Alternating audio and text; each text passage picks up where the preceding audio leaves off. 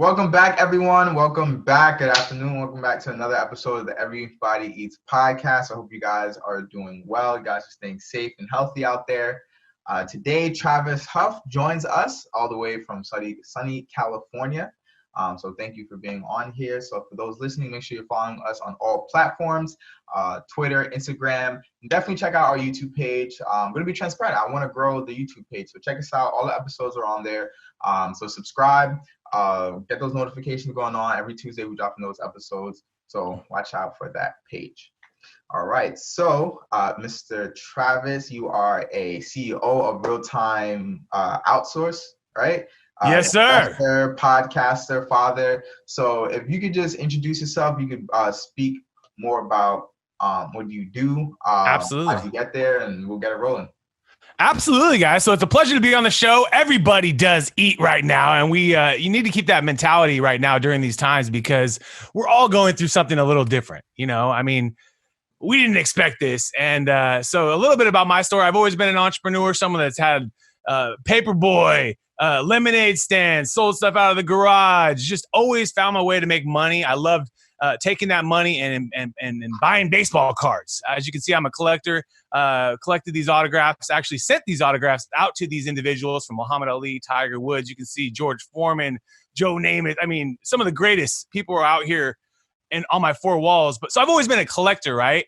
So, but you got to have money to collect, right? So you got to get the paper route, wake up early in the mornings when you're a seventh grader, deliver those papers, get those extra tips from the people, learn customer service because some of the ladies like their paper right up against the door. And if you did that, they give you a $20, $30 tip at Christmas. And so you learn these little things as a kid, even at seventh grade, you don't see yourself as a business owner, but you know that is the tenacity that you're going to need to be a business owner. And so now fast forward, to 2020, I've had a great career, man. I got a chance, went to Fresno State, shout out to Fresno State, up and coming athletic program, but great college of business there. Got a BS in a Bachelor's of Science in marketing. And you know what? At the end of the day, it was one of those things that I didn't know exactly what I wanted to do. A lot of people probably have that right now. They're getting a degree and they don't know exactly what they want to do. But I did do a number of internships my junior and senior year, and I kind of realized, hey, you know what? My father was in accounting. He really wanted me to be that.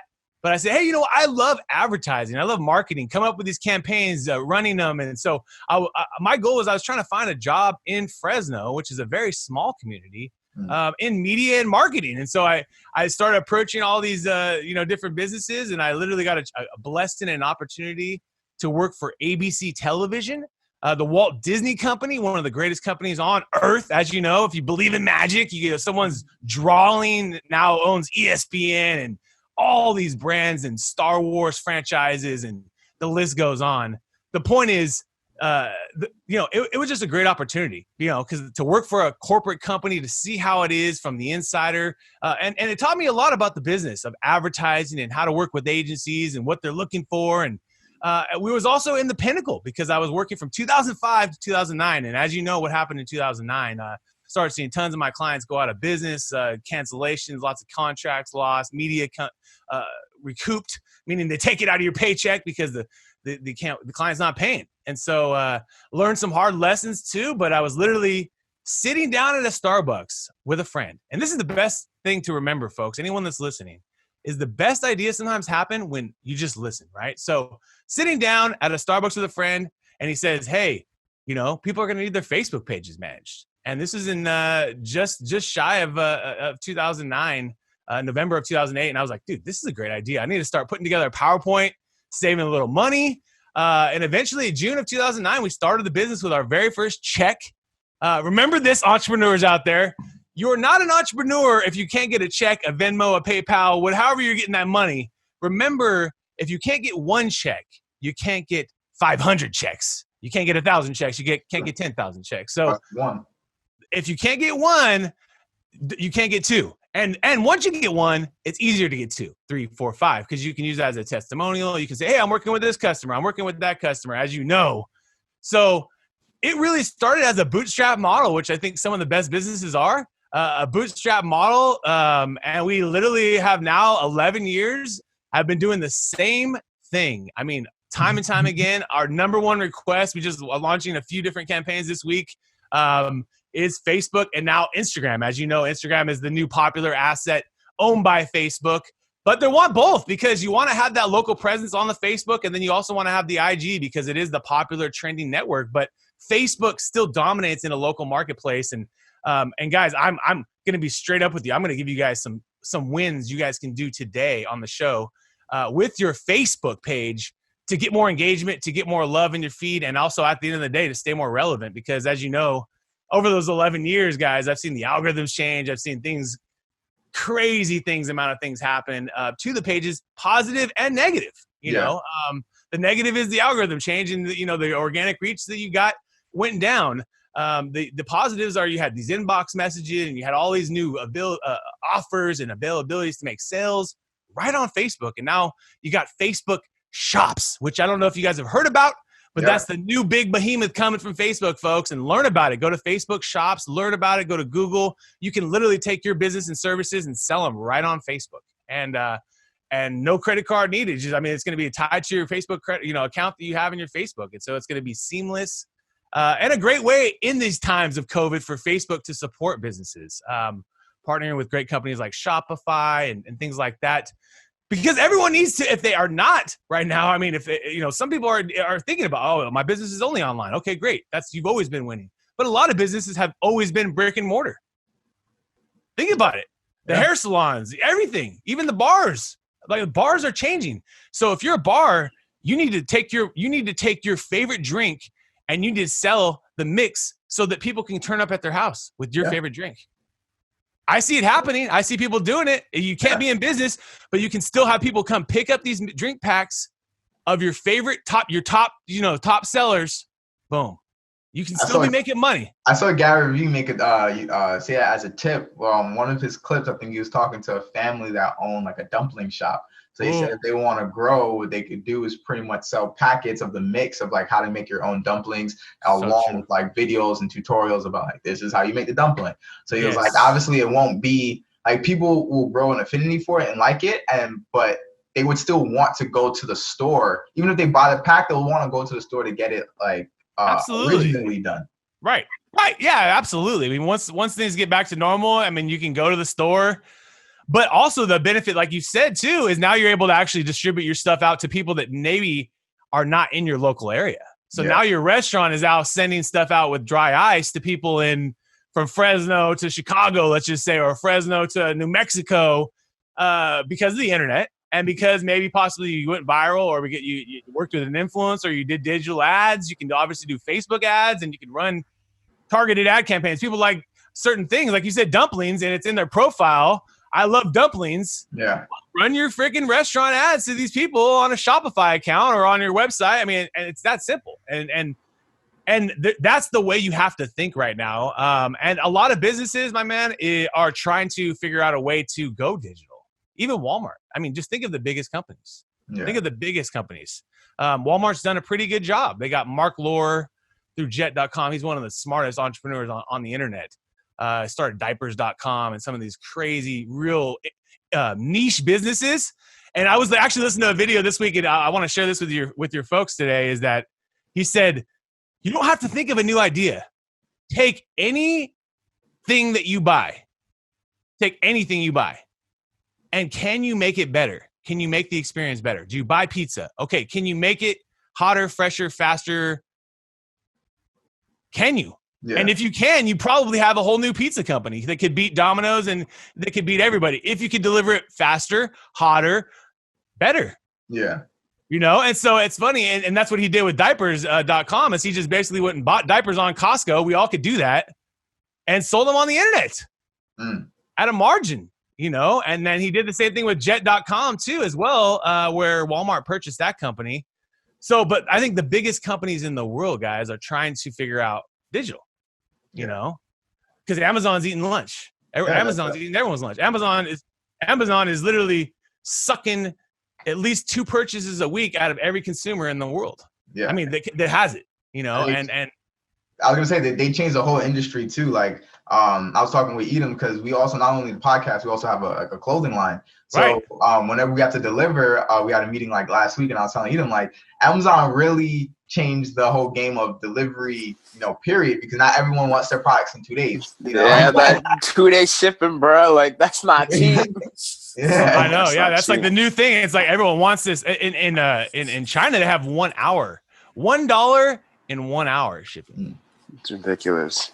It's ridiculous. I mean, when you think Alibaba has figured that out. I mean, so, and they have the more, dense population, infrastructure, et cetera. But that's where we're going. We want as fast as possible for $1. Exactly. I mean, that's insane. If you really think about it. Soon, again, I think there's a company I invest in where they make drones, and essentially they're supposed to partner with a delivery company to they didn't announce who, but they're supposed to partner with either like Amazon or FedEx, one of those like delivery companies, so they can get your 1 day shipping or couple hour shipping and things like that. So that's going to be the future. Trying to get products there sooner. But I feel like drones. I wonder if if more people have access to drones, does that mean that does that increase the competition? You know what I'm saying? Like now, like if I have a store online, maybe I can, instead of going to the postal office, I can use my drone to try and deliver it. So, totally. I mean, I think everyone's going to have their own. Well, think about this. Once your cars are automated, once your Tesla can go out and run errands for you, you could literally just have your Tesla out driving and dropping stuff off. That's true. And just have some sort of alert system where the customer just comes outside and picks it up. That's true. I mean, I think that's what's going to happen. Contactless delivery. I mean, everyone wants that anyways, right? So it's like everyone wants that shit anyway. So I think if you really fast forward, I mean, where Tesla's positioned and with automation and self-driving, that is what's probably going to happen for everybody. And so then if you own a Tesla, could be delivering packages or delivering whatever the hell you want, whatever. And I think everybody, Uber, as Uber has talked about with Uber Eats being a big saving grace for them, because the drive business is down so big. But they're talking about getting into everything, anything you want delivered. So Uber is going to be possibly delivering your Amazon packages. I don't know. I mean, I think that that's where you create the dollar for 1 hour, is you have so many drivers, so many vehicles that are driving, and the infrastructure is just available. So, I mean, as it is now, obviously, as we know, guys, we got to either pay the Prime membership or you're going to pay shipping. But it's still, no matter what you say, we're still so blessed to be able to get something in 1 day, 2 days, 3 days. I mean, that's a blessing. I mean, it's unbelievable. 100%. And without technology, guys, we would not be surviving this pandemic. I mean, we wouldn't have Zoom, all the businesses would be gone for Zoom. We wouldn't have technology to talk to our families and friends and FaceTime. We wouldn't have the availability to get food and Amazon and packages and Uber Eats and all this shit. I mean, that's just a few, let alone the entertainment, Netflix, YouTube, learning, all the stuff we talk about. I mean, and you do with your device, that if we didn't have tech right now in 2020 going through this dang pandemic, we would be up shit creek, dude. We would be up shit creek, dude. So thank God for all people in tech. As much as they hate them, be thankful for that, because trust me, we would be up shit creek without a paddle if we didn't have it. Definitely. So what would you see in terms, you say you've been doing, managing Facebook for 11 years, pretty much Facebook business. So what would you say is the future of that industry? I mean, at this point. Absolutely. I mean, I think with Facebook specifically, the shops is the big win, right? So shopping, commerce, you're going to see that on Instagram too, because they own Instagram. You're going to see shopping and commerce happening. I mean, it's for sure happening. And it's not only going to be able to, so you can make some extra revenue, right? Because we always want more revenue from the social media thing. I've been doing this for 11 years. Clients always want more revenue from this thing. Dude, we sell swimming pools in direct messages. In 2011 or 2010, we sold a Mercedes on a client on the East Coast in direct message through chat, comments, commenting back and forth at that time, and then email, because they didn't have the inbox message at that time for pages. So commerce has been happening the whole time, but this just makes it easier and faster where the customers can do it on their own. You don't have to be kind of pushing them. You can be like, hey, we have a cool shop. If you want to, buy dumplings online, buy them anytime you want. They're available. And the way you incentivize them to do the shop, right, is just using coupons and incentives. You're using coupons. Hey, we're going to send you your first one free. You know, it sounds crazy, but you get someone the first thing and they like it, they're going to probably get the second, you know? Yeah, you're going to get a certain amount of people that are just going to try it one time, but it's amazing. The more you give, the more you get, folks. And as you know that. So the things I think I could really see happening, selling gift cards. That's a really big one. Certificates, gift cards. It's another way to just stabilize your business right now.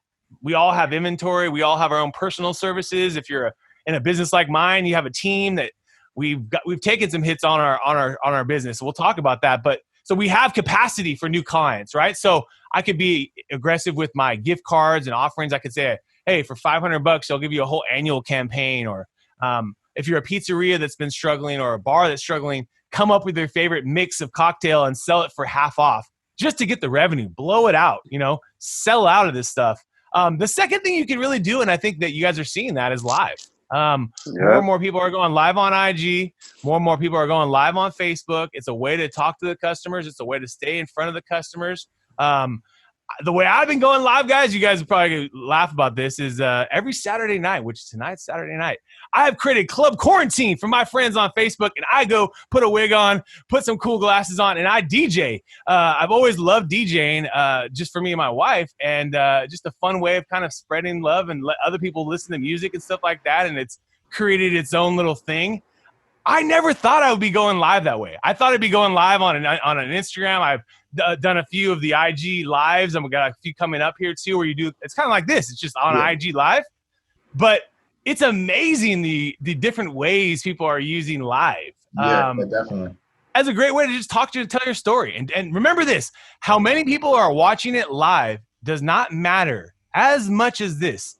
You created the content, and then it hits the feed, and more people see it after than just the live. Because as you know, people are busy. They didn't see you live. They were working. They were at the gym. I was doing this. I was shopping at the grocery store with the mask on, and that's the only place I can shop these days out here in Cali. So, you know, whatever. You know, the point is people are busy, but you do the live, and then it hits the feed, and many more people see it. I mean, that's true. Yeah.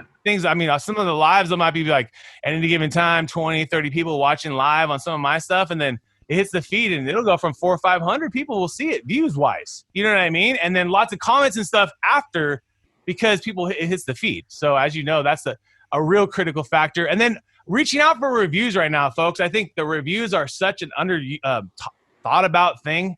We actually 2 years ago went and actually got into the business of reviews by our customers asking us, hey, T-Huff, can you help us with the reviews? You know, we just need a software to do it easily. So we have a software. It's called Real-Time Reputation.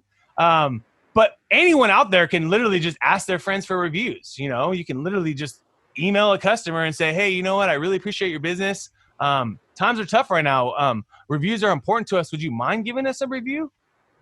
And see where it goes. You know, like I always say, keep it simple first, and then have the next email be more detailed of like the copy and paste, like, hey, go exactly here, go exactly there. A lot of times you'll see everyone ask for everything right up front, and a lot of times you'll just delete that. You know what I mean? When you ask for everything up front and you haven't kind of opted in, do I really want to give you a review? Hey, you know what? Hey, guys, I ask you, hey, would you guys give me a review? You say yes, then I hit you with, hey, go here, go here, go here. That's copy and pasted. That's more templated out. That's my opinion. I mean, that's just what works for me in email especially is being very personal in the first message, and then you can go template from there. You know what I mean? Then you can go copy and paste, as well as on our inbound when we have people asking us questions, we do the same thing to see if they're vetting them. You know, if you don't respond back to me, why am I going to have you on my podcast? You know what I mean? Yep. So it's like, hey, we'd love to have you on our show. Can you send me a photo, or where's their favorite place to connect on social? If they don't respond to me to that, why am I going to have you on the show? Because I get on an inbound, and I'm sure you guys too, constant these people that are public relations firms or people that are trying to book guests on their show, and it's usually just a templated message that I feel like they're getting to me. And so if I respond to you and then you don't say nothing back, then I know it's kind of like my vetting. It's also how I vet my team. So quite often, guys, I'll get people that say, hey, I'm looking for a job, looking for an opportunity, and then I'll start asking them a series of questions. If you don't respond back to me with those questions, which is just simple stuff, you don't want the job. Yeah. So many people just blast out jobs everywhere. They're so easy to just CC a million email addresses and just send them all out. But it's not genuine. Yeah, and it's not genuine. And you'll find, guys, is that the best people are the ones that respond. Yeah. The ones that respond back in a timely manner. They get back to you. That's been my best team members. Yeah. And so I use that as a strategic for vetting Yeah. on my, if you want to call it HR or team, is that, hey, if you're getting back to me on a few emails within a day or two, you're going to be good. And I'm looking forward to working with you. I'm going to get you some projects if I can and test you with a few projects, and then we'll scale up, So, but those are some things. And then reviews. And then, as you guys know, TikTok's the one that's, you could go viral.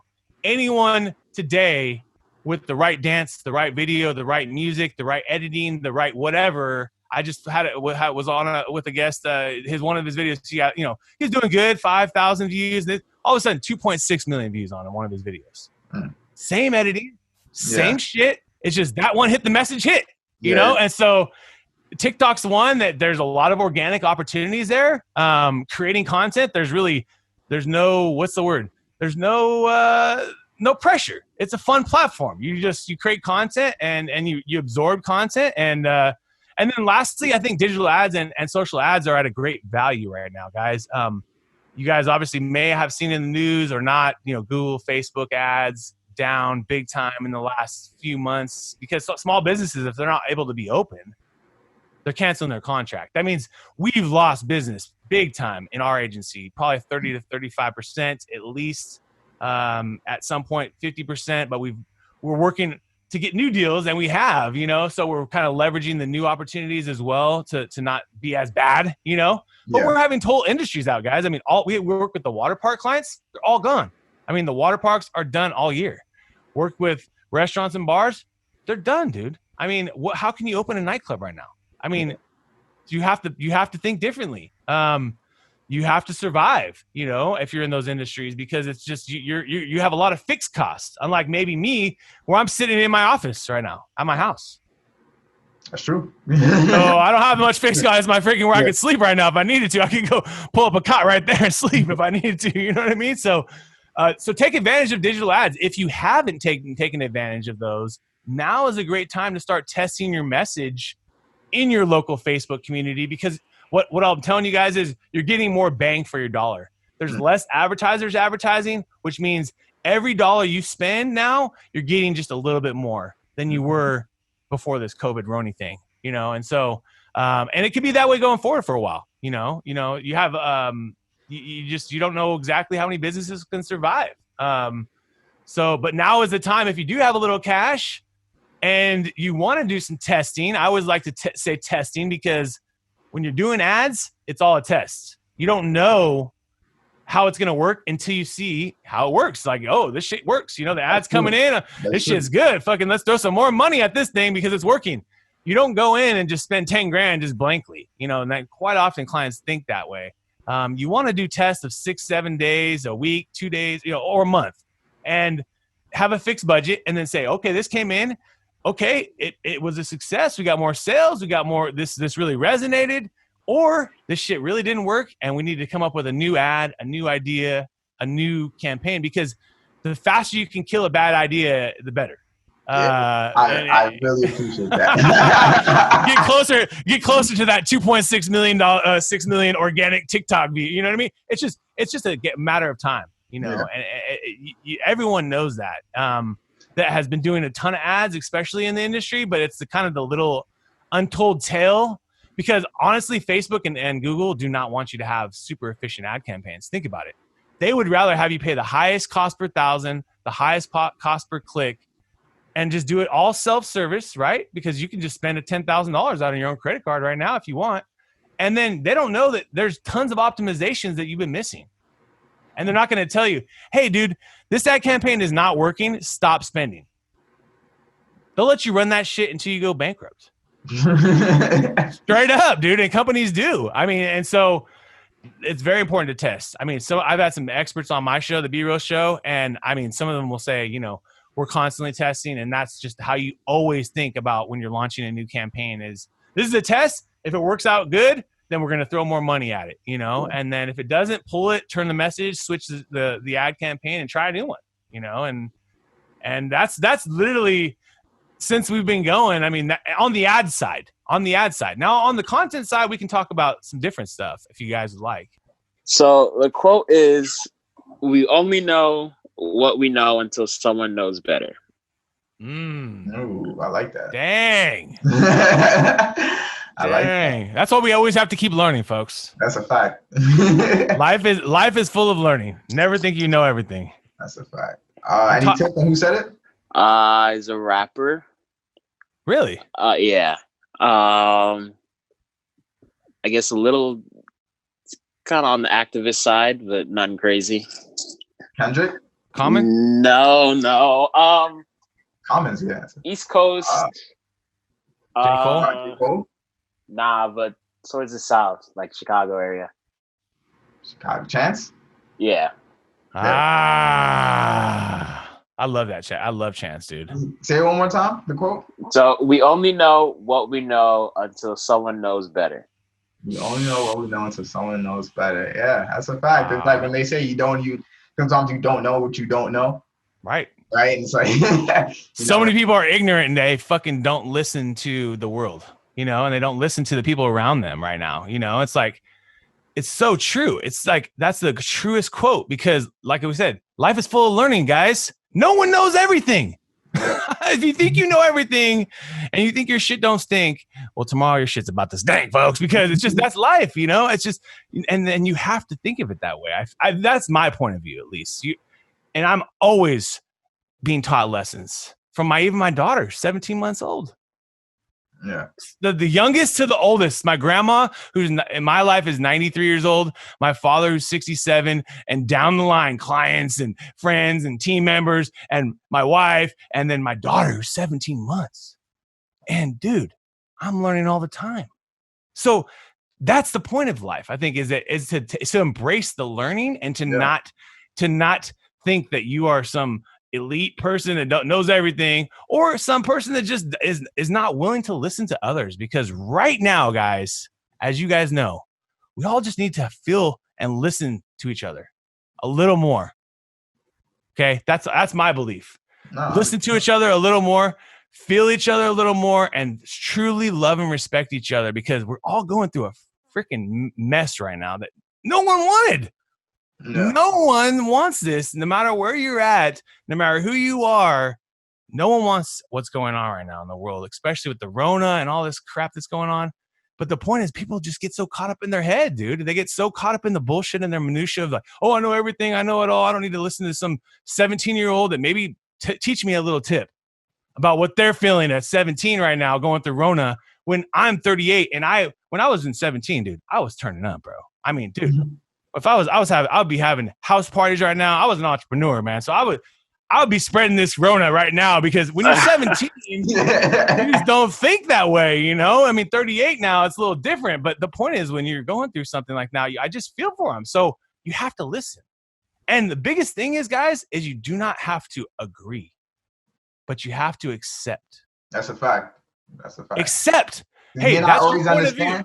You may not always understand, and things may not apply to you, but that doesn't mean that they're not like real to someone else. You know what I'm saying? Totally. So, like you can't dismiss other people's opinions, feelings. Yeah. Like, you know what I'm saying? Like what they're going through. So like because it might not happen to you, like just because, it may not make sense to you doesn't mean that it's not a real reality for someone else. So 100%, dude. 100%. People do this with religion, sports. We've always heard this. Now they're doing it with the Rona. Some guy doesn't want to wear a mask. Some guy does want to wear a mask. Hey, we all need to seriously accept each other's point of view. If that guy doesn't want to wear a mask, he's an idiot, in my opinion. Personally, just because we all want to get through this shit, right? So it's like, come on, dude, just accept that if you have to go to the store, you got to wear a mask. That's just the policy right now. We don't all want to do this. You got to do it right now. Now, there's certain points. If you're wearing a mask in your car and you're wearing gloves and a damn UV ray suit in your car, I don't know, man. I mean that means like you're scared of your own butt, pretty much is what I feel like. But the point is, you have to accept that's where that person's at, and you can't judge them, because no one wants this shit. I want sports back. I want life back again. No one wants this shit. So accept everyone where they're at. That's the way I've gotten through everything. That's the way I'm getting through this. Truly. because I got clients that are Republicans. I got clients that are Democrats on both extremes. I got people, the majority of people, I think, are in the middle of almost every topic. Truthfully, if you really think about it, the majority of people just want to live a normal life and go and do work and show up and live and go to have a vacation and be able to maybe spend a little money and do that. That's where the majority of people are. And then you got people on the extremes that want craziness or they want this. And so, yeah, but the point is, you have to even accept them. I fucking accept that some of my friends are fucking crazy, dude. They're posting conspiracy shit every post on Instagram. I'm seeing the true crazy motherfuckers out there right now. And I'm sure you guys are too. And most of us are just like, dude, we just want to get through this, man. Yes, Bill Gates probably did crazy this shit, 5G, all this shit. Oh, God, this, that. We all want to get through the shit somewhere or another and get some toilet paper and wipe our ass and then get to the next day. You know, and so the point is, at the end of the day, guys, is that life right now is truly something unique and something to be appreciated. But now is the time to lean in on, focus on you and not give up, because a lot of times people right now are giving up, dude. Right now, I've been it's hard to stay motivated, dude, guys. I don't have the gyms out here. It's hard to stay motivated, dude. They've opened and closed the gyms. It's hard to keep yourself motivated. I'm trying to. I just did a 10-minute anabolic alien workout before this podcast. But, dude, it's not the same. Yeah. But so part of it is you have to just say, hey, I'm doing my best. Give yourself a clap on the back for where we're going through. But know that there's going to be a brighter journey in this thing. And now's the time to lean in. Now's the time to start a podcast, start a YouTube show, get on TikTok, do something, man, because you'll literally regret it in life if you never do anything in life, you know? It's better to reminisce than to regret. So yeah. And my favorite quote, my favorite quote, I'll just leave you guys with this right here before we go to the next one, is just do you, like the Nike symbol, right? They say just do it. You got to just do you, because the more you do for you, the more you can do for others every single time. Definitely. Before we end off, Edom, do you have any, your take on the quote? No, I mean, you guys covered a lot. It's just literally, you don't know everything. You know, there's always, and no matter what the field is or what you're doing, you know, there's always someone who's better than you for the most part. You know, someone who knows more is better than you. So always, you know, we know what we know until someone knows better. Yeah. Definitely. But so on that note, we'll conclude. Thank you very much, Edom, for that nice quote by Chance the Rapper. So for the last segment before we wrap up, I just want to start off with let's see. I have 3 questions. So the first one, let's go with, I don't know, what are some tips that you can say if someone, you know, wants to start, say, like a social media, you know, management company or something like that, right? What are maybe like, let's go with like, you know, your top 3 tips that you can give them, you know, if they want to start now, things they should look out for, / maybe things that you wish you knew, even though the industry's changed, but so like top 3 tips you can give to someone who's starting in that industry. So if you're going to get into social media management in an agency like I run, you got to learn customer service. Shit's always changing. Clients will send you creative and then one day change it. Shit happens all the time. You can't take it personal. You're defending brands that are not your brand. So sometimes they've made mistakes and you haven't, but you have to still represent them. And sometimes that can be tough. That happens with anything in marketing and advertising or life, right? Like you sometimes working with someone, you didn't know, fucking they just decided to do that in their business. And all of a sudden, it's reflecting on you. It doesn't fully reflect on you, but it kind of feels that way. And lastly, this is a tough ass business. If I could get into this business again, I would not. I would get into something different. But at the time when I did in 2009, this was it. And it hasn't changed. I feel grateful every day, guys. I have this post-it note. That's the simplest one. It says, I love my life. It's a very simple post-it note that we could all write for ourselves. And going through all your challenges, you have to tell yourself you love your life and where you're at right now. And so I would say, honest to God, customer service, number 1, don't take things personal because they're going to be reflections of changes and things happen. People say, oh, your content sucks. This idea sucks. I mean, it's going to happen. You create 30 posts. Clients are going to tell you, hey, that one's not right. That one's not right. You can't take it personal. Move on. Get another one. And lastly, know that this is a hard ass job. It's not like other things where you can just put it down. Social media is always on and things are always changing. And so it's like you always have to be boom, boom, boom, boom, boom, boom, boom, boom, boom. Not only the algorithm, but content's changing. We were just open for restaurants literally a week ago. The gyms were open a week ago. Now the water parks are all closing, so we're coming up with messages how to say, hey, we're going to be refunding you and this and that and this and that. It's always changing. And so, and it's always been that way. So you have to think of it that way. And then, I also have tips if you're thinking about as a business owner too. So if you want to go on that, I have some good ones for you too, if you'd like.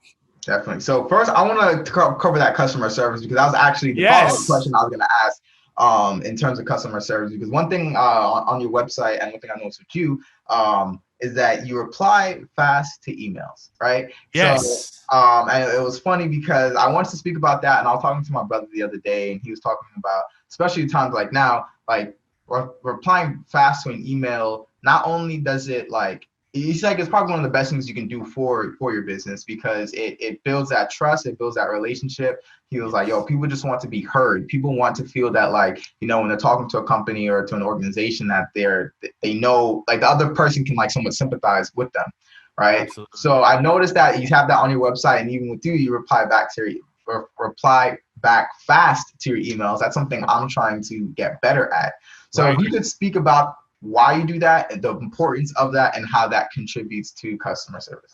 Yeah, I mean, so gmail.com is my most successful social network. Social networking is literally one-to-one, guys. It's not necessarily Facebook or my Twitter that's got 35,000 or whatever, and that's great, whatever. My most successful one is gmail.com by far, because that's where all the money's happening. That's where the relationships, communication, friends, family, everything. So checking it is something that's part of my life, and you can do it on your mobile device. You can do it on your computer. I'm not spending my whole life in email, but I can tell you this. What I do is this. It's real simple. I constantly, guys, want to find ways to clean up my email, right?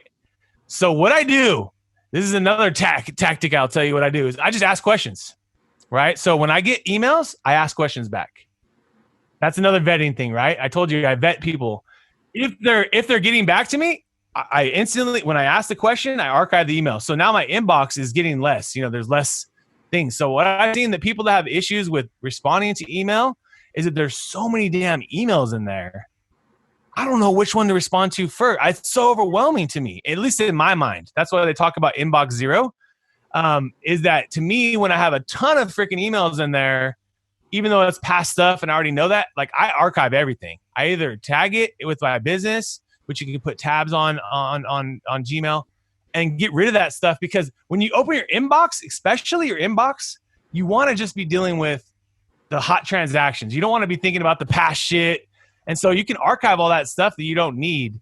But the most important thing is just do it now. Dave Meltzer would say that. A lot of people will say that. Get it done right now. I mean, even though it's easier to just say, oh, I'll get it done later, so much easier to quickly on your freaking phone, dude. On this phone and the Gmail app, I can literally hammer everything out. I can archive old emails. I can send stuff to spam, and I can be sitting there with my daughter watching her color, and I'm answering my emails, And so take that time. I think a lot of times what people do is they just think that they need to wait to respond. And what I would say is respond back with another quick question that you have to that person. You can always think of a question. Are you sure it's that time? Just wanted to confirm it's this time. There's 1,000 million questions you could ask back to the person that emailed you. And if they respond back to you, you know it seriously. And then now you know you've got the question answered. A lot of times you have questions, just a quick, simple question. Oh, that sounds good. What's the budget on that? Oh, this, And so if the client gets back to you within an hour or two with the budget, hey, Travis is on it. He's asking me this. I get the details. But what I really did was I just quickly cleaned up my email. Instead of thinking about it, putting together a plan, all this stuff. Or if the client has a proposal to me, I'll say, hey, well, what are the demographics you think we want to target on this? It's like a nice little subtle way of killing two birds with one stone. Totally, dude. Totally. It's a great way of killing two birds at one stone. And I've just always found that it's the fastest, easiest way to get people that are serious to respond back to you. And if someone responds and says, I'm interested in a proposal, I say that, and they never get back to me, they're not serious, dude. Sure. They're not serious. You're going to waste your time on that proposal. Happens all the time. I can't believe it. I'm blown away. Sometimes people ask for proposals, ask for different things. We follow up with simple questions. Oh, hey, where's your website? Blah, blah, blah. They don't respond. I'm not going to spend our lives putting together proposals for you and waste my time, team's time, if you're not going to even respond back with a simple question. Hey, would you like that in a PDF or Word? That's one of my favorite ones. Hey, would you like that proposal in a PDF or Word document? You'd think that's crazy, but that's a vetted question. And hey, which one do you want, man? If you don't respond back to me on that, then you don't want the proposal. But yeah, no, I think that's definitely I think that's a skill that, no matter what industry that no matter what industry you're in, no matter what your business is, right? Whether you're selling, if you're selling clothes, right? If you're, simple podcast trying to get guests and things like that, Right. I think it's definitely like a good habit to get into. So like myself, I struggle because a lot of times I'm the type of person like, oh yeah, I'll just get to it later, right? And me too, bro. Me too. I swear to God. Me too, man. Yeah, so like, talking to my brother, and he was just like really hammering, like it really makes a difference. Because he's like, just think about it from the customer's perspective. Like, how many times have you emailed the company about something and then you just have to wait forever to get a response back? Absolutely. And then we get one back quicker. You automatically like, oh wow, and so lately I've been trying to do that, and I've seen the difference, in terms of our clothing brand, for example, like we had a hoodie that sold out really, like it sold more than we thought it was going to, right? So there were a couple of delays in trying to get it out, because it was just like we weren't expecting that. Yeah. So then just like people emailing updates for the hoodie, and when I email back, a lot of times I'll get like, wow, thank you for the quick response. I didn't think you'd respond back. And I'm like, all right, it's like it really does make a difference. You're building insane loyalty, even if it's just thank you. Yeah. Even if it's the simplest shit, the fastest ones. A lot of times, if you use Gmail inside the app on Gmail or on the app on the desktop, they already got pre-canned responses in there. Yeah. Just hit some of those, man. Just hit some of those responses. Maybe they work every single time. Boom. Thanks. Hey, check you out. Hey, good. You're awesome. Hey, you're awesome. Thanks so much. We appreciate your business. We value you as a customer. We're going to get right on that. Let me check into this. Let me talk about that. Let me talk to someone about this. Yeah. It's like, it takes 2 seconds. It's like the simplest things you could do. But then what it does is it totally builds that. I mean, I have many customers, the same thing you said. We're partners now, because anytime they send me something, they know I'll respond. Yeah, definitely. It's that simple. And I've created, on one partner alone, 10 figures of business for him. 10 different campaigns, right? 10 different campaigns that are out of this world for my man. For this client. And he doesn't have to do anything, bottom line. But most importantly, at the end of the day, as you guys know, he loves me. Every time he sends me an email, I'm right on it. Right on it for this guy. Over the years, the last 11 years, he's gotten so much money. It's insane. Definitely. Insane, dude. This agency it's absolutely, and his biggest thing is, hey, Travis is right on it for me. Yeah, it helps with that reputation. So, and you don't need Google ads for that one, folks. You just need to be a good person. That's a fact. So, for our last question I wanted to ask, you kind of briefly mentioned it before. How has I guess the significant impact of the pandemic affected? I know you said a lot of customers, some of them, they can't run ads anymore. Their businesses don't work, but that means things are changing, right? And you mentioned things are always changing. So I want to know, what were some of the biggest impacts of the pandemic? How are you looking to overcome that? And maybe tips, for people how to, overcome the pandemic, whether it's small businesses who need to transition, or, businesses and industries and stuff. Absolutely. I mean, I feel for everyone right now. It has affected us tremendously, just like everyone else. We have customers that are completely out of business. We've got customers that are going to be closed this whole year. So like we talked about the water parks, they're closed the whole year. What we've been doing to help is we've been giving them our services for free. We got a team. And so we said is, hey, we'll scale down all your ads, and we'll just do all the content, creative, moderation to get you through these times, to get you to next year. In fact, in some of these cases, we'll be doing posts for them at no cost. They've been great partners for us for many years. So we're going to just take one on the chin, man. This is going to be a very tough year. Trying to figure out ways to stay lean, keep the finances at check. That's one of the most important things you can do in your life is audit your time and your money, folks. Audit your time and your money. It's like literally the most important thing you can do for yourself. Where am I spending my time? Where am I spending my money? Can I make some changes there? Constantly doing that. So constantly doing that for the business. But we're also growing. You know, we have a lot of new opportunities. Our white label partnerships are kind of our bread and butter. That's where another partner in a different area, usually, say it's Atlanta or say it's New York or Miami or wherever. It could be anywhere. They have customers. And when I was talking to a lady, she's starting an agency in Atlanta. And basically, she doesn't have a team. She doesn't want to have a team. So all I told her is this simple. When someone wants to have social, you just email me, hey, this is the client. This is what they want to do. And we do everything. We create the proposals for them. We make it very turnkey for them. And then they mark it up, obviously, and make a commission on us. And so thank God that we have had some more people leaning in, and maybe agencies that were having to let staff go, maybe, and so they've gotten a little smarter with their money. But dude, this is a tough time for everybody, man. I will not sugarcoat this shit. I mean, it is tough for everybody. I'm grateful to have a business that is able to work online, able to work on Zoom, help a lot of customers. So we're still cracking, man. That's the blessing, and we're not at zero. I always say that every day. You're not at zero, and we've got a business that's validated in that. Some of these customers are just out of business, dude. I mean, how could I physically charge them? I mean, it's just one of those things. It's like, dude, you still are winning, dude. You didn't expect the Rona. They didn't either. I mean, their business is gone. I mean, my business is at least at 60, 70%. Their business is at zero, and it may never come back. I'm 38 in the driver's seat still. I've created financial freedom for our family as well as for our business, where we can handle all this. We can get through this. And we're having to make changes. Let's just be real. I mean, I'm having tough calls all the time with vendors and trying to get money because people are not paying, dude. So it's a challenge, bro. I mean, there's no sugarcoating it. It is definitely something that we're going to all remember. 2020 is going to be one to remember, man. Ever since Kobe, man. Just been the craziest year since Kobe. I remember making eggs on the Pro Bowl, getting ready for things, watching the Pro Bowl. I was like, fuck, I love the Pro Bowl.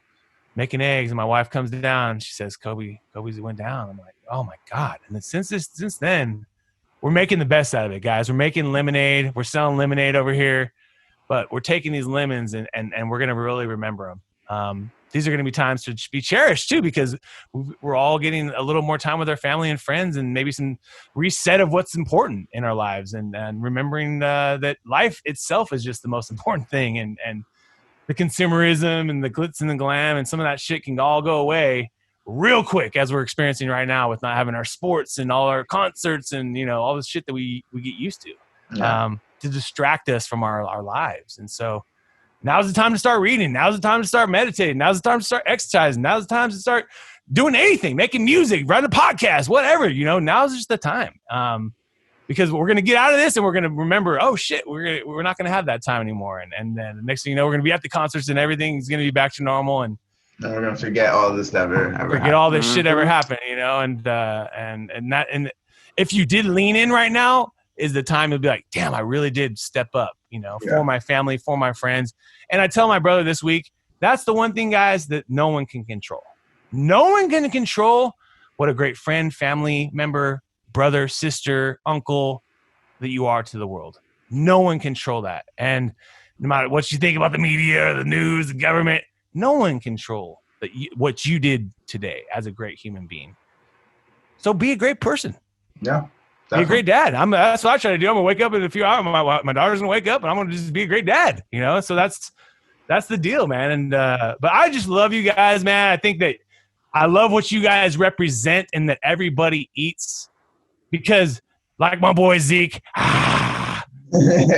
everybody eats, baby. Everybody. The world is full of abundance, folks. Never forget the glass. The glass has got more water to be filled into it, okay? And we got a ton of water out there in the world.